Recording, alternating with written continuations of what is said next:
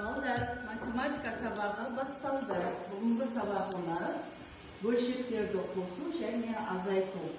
Сабақтың мақсаты бөлімдері бірдей бөлшектерді қосу және азайту, бөлімді сол қалпында қалдырып, сәйкес алымдарды қосу және азайту деп түсіну. Бұл жерде құндылықтарды айтып өтетін болсақ, балдар, құндылықтар осы аптаға инновациялық идеялар жүзеге асыру дейді. Яғни компьютермен дұрыс жұмыс жасау, жаңа технологияларды меңгеру. Сендер информатика сабағында компьютермен жұмыс істеуді қолға алуларың керек. Әлде де жан-жақты ізденулерің керек деп құндылықтар бүгінгі тақырыпта айтылып отыр. Бүгінгі тақырыпта біз математика сабағын бастап отырып, математика ғылымдар патшасы деген сөзбен, ұранмен сабақты бастағым келіп отыр. Үй тапсырмасын істеп келген шығарсыңдар деп ойлаймын барлығын. Бүгін жаңа тақырып бөлшектерді қосу мен азайту. Бірінші тапсырмада есептеуіміз керек, тақтамен жұмыс жасалды. Көріп отырғандарымыздай, жақшаның ішіндегі амалдарды рет-ретімен орындап, бөлуді, азайтуды орындап, нәтижесі 130 шыққанын көріп отырмыз. Амалдарды орындаған кезде сендерге дұрыс жауапқа 1 балдан беріліп отырады. Екінші тапсырмада оқулық бойынша біз екінші тапсырмада жер телімі теңде 12 бөлікке бөлінген. Түске дейін жер телімінің 12-ден 4 бөлігіне, түстен кейін 12-ден 5 бөлігіне көшет отырғызылды. Енді барлық көшетті қалай табамыз деген сұрақ туындап тұр, балдар. Есепке келетін болсақ, тапсырмаға жер телімі 12 бөлікке бөлінген. Түске дейін жер телімінің 12-ден 4 бөлігіне, түстен кейін 12-ден 5 бөлігіне көшет отырғызылады. Жер телімінің барлығы қанша бөлік көшет отырғызылды? Балдар, барлық көшет отырғыз табу үшін әрине сендер 12-ден 4 пен 12-ден 5 бөлшегіне қосасыңдар. Нәтижесін барлығын табу үшін оны өздерің біліп отырсыңдар.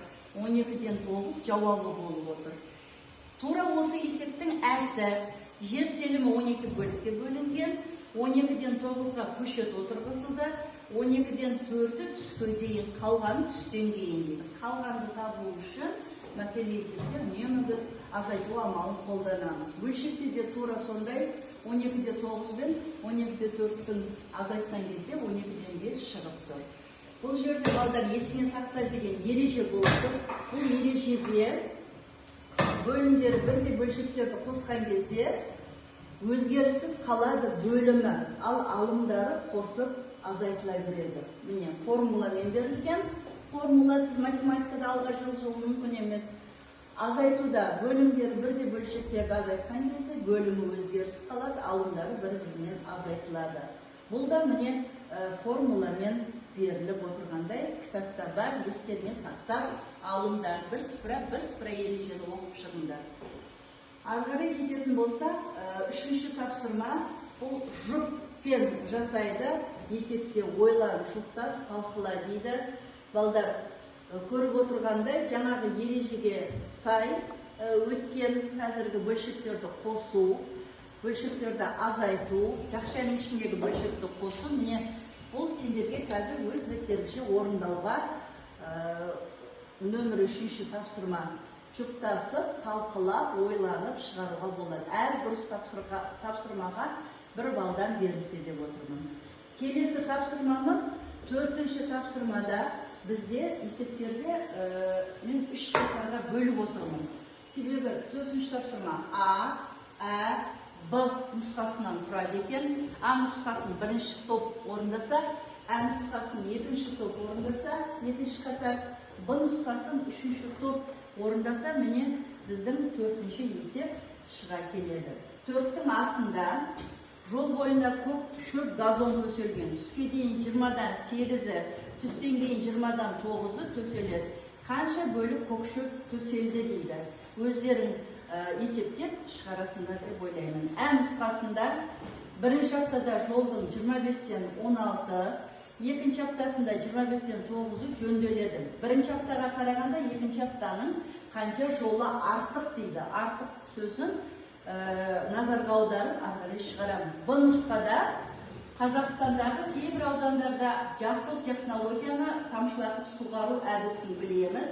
Өткенбіз түске дейін 10-нан 4, түстен кейін 10-нан 3 су түтікшелерді тартылады. Енді қанша түтікшені барлығын табу, оған байланысты біз есептер шығарғанбыз. Жаңағы бөлшектердің ережесін пайдаланып, осы 3 нұсқаны орындап отырыңдар. Сергіту сәті мен математикаға байланысты доппен өтем үнемі. Бұл доп сандарды көбейту, жаңағы сандардың квадраты маған көмекшім ретінде әрі пәнге байланысты өте жақын. Сондықтан, мысалы, мен көбейту кестесін айтатын болсам, 8 жердегі 8-ім, 9 жердегі 9-ым, 2-нің квадраты, 0-дің кубы деп осылайша мен көп таңбалы сандарды айтсам да болады. Жылдамдыққа санайды оқушыларым. 2 таңбалы саннан бастаймын, 3 таңбалы саннан бастап, 4 таңбалы, 5 таңбалы санға өтем. Мысалы, 22.999 деп айтам, олар соны жылдам қайталайды. 45.649 деп айтам, соны қайталайды. Немесе бір таңбасын қосса да болады, бұл баланың жылдамдығын және математикаға деген несін оятады, қызығушылығын. Сергіту сағаты міне осылай өтем, мен өзіме балдарға да бұл не ұнайды. Келесі тапсырмалар, ол 5, 6, 7 тапсырмалар балдар. Бұл әрине аздап күрделі есептер. Оны жаңағы қабілеті жылдам орындайтын оқушыларға беремін. Олар өте жылдам орындайды, әсіресе ер балдар.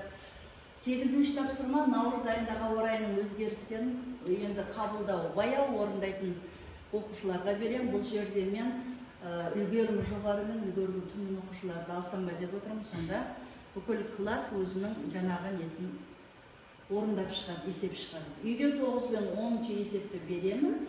Сонда бүгінгі математика сабағында мен барлық есепті шығарып отырмыз. Тағы да айта кетерлік жағдай, балдар өте алғыр. Сыныптың алғырлығы 4-ші А сыныпта өзімнің 4-ші А сыныпта 20 оқушы бар. Ұл бала 14, қыз бала 6, ер балдар өте математиканы жақсы көреді, қыздар да жақсы көреді. Дегенмен балдар жылдам қимылдайды. Сол алғырлықтың арқасында біздің сынып, менің сыныбым 2-ші сыныптан бері қалаға ашық сабақ берудеміз. 9 құмалақты меңгерді, логика ойлаған жақсы көреді, сондықтан 9 құмалақты жылдам қабылдап алды. 4 жылдық еңбегіміз, ғылыми жұмыс жаздық осы тақырыпқа. Қаладан 1-ші орын алып, республикадан барып қатысып келдік республикаға. Нәтижеміз математика сабағынан жаман емес менің оқушыларым. Назар қойып тыңдағандарыңызға рахмет.